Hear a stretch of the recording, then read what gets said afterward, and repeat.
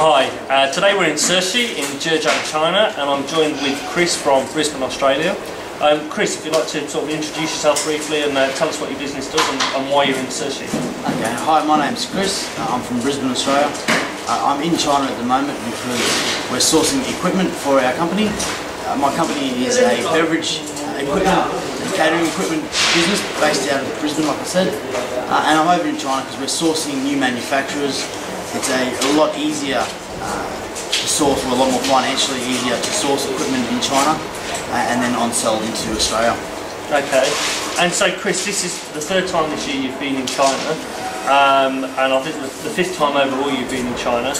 Can you tell us this particular project you're working on at the moment, how much effort your business has put into this? Our company's invested heavily in this project. We do see that there is a financial benefit for doing this, otherwise we wouldn't have invested so much money and time. But in the long run, we know that it's going to be worth it. We were buying equipment out of Italy and the States, and the cost has just gone through the roof over the last 5 years. So you've come to China to basically source alternative manufacturing? We have, and we had heard a lot of bad stories about China, and don't get me wrong, we've had a few bumps along the road with this project, but it's smooth now, and we're now on our second container. We do still do the quality control, and that's why I'm here now. However, I don't think that I'll be coming back next time for the next container because I'm quite confident with the standard that the factory is now producing. So I mean, it's been a long project. I mean, I say you've been here 3 times this year, basically to pass on your expertise because you know your product better than anyone else. There have been some problems in the sampling process. It's not been a smooth road. Now with the equipment, I mean, you're here today to basically inspect the first container of the first lot of equipment. Everything to pass through flying colours basically. I mean, what are your thoughts now? I mean, it's been a long project, but do you think the benefits have been worth it for your business? Oh, look, the benefits are definitely there.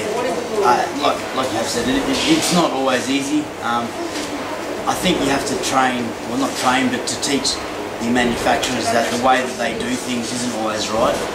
And for our specific market, it might be right for China or it might be right for North America, but it might not be right for Australia. So that's where I've found that we've had to invest most of the time, just to make sure that everything meets our standards. And now that they've done that, I'm very happy. Yeah. Okay. And I mean, obviously a lot of people are quite curious as to what China's like. I mean, what's it like coming to a place like Slingsby and living here? I mean, we've been here for stayed overnight. What are the towns like? What are the food like? Any particular stories or advice you'd like to give anyone? I would say come with an open mind. You'll always be glad to go home, that's for sure. What's the food like here? It's edible. Look, no. I mean, I've travelled a lot in my time, and every country is different, and you have to take it for what it is. It is different. You're not going to walk down the street and buy a ham and cheese sandwich. It might be a different type of animal, as we saw last night when we went out for dinner. Roasted dog. Roasted dog, which we didn't eat, by the way. No, look, you just have to come with an open mind. It's definitely worth the trip, and it's definitely worth, if you've invested a lot of money, it's definitely worth coming over. So, just overall, if you had to sort of summarise everything, what would you say to any business that's looking to import from China? Is it worth it? It's definitely worth importing from China. You definitely have to do it the right way. I wouldn't want to do this by myself. If I just jumped on a plane and flown up here, other than I probably would have been lost because it's almost impossible to find your way around. You need to have someone on the ground who knows what they're doing, knows the local customs, knows the local business. They don't do business like we do. It's completely different. You don't go in with a contract and saying this is how it is. Well, the way we say something can come across totally different from the way that they understand it. So you need to have that person who will actually translate for you, not just a language barrier. It's actually a business translation as well.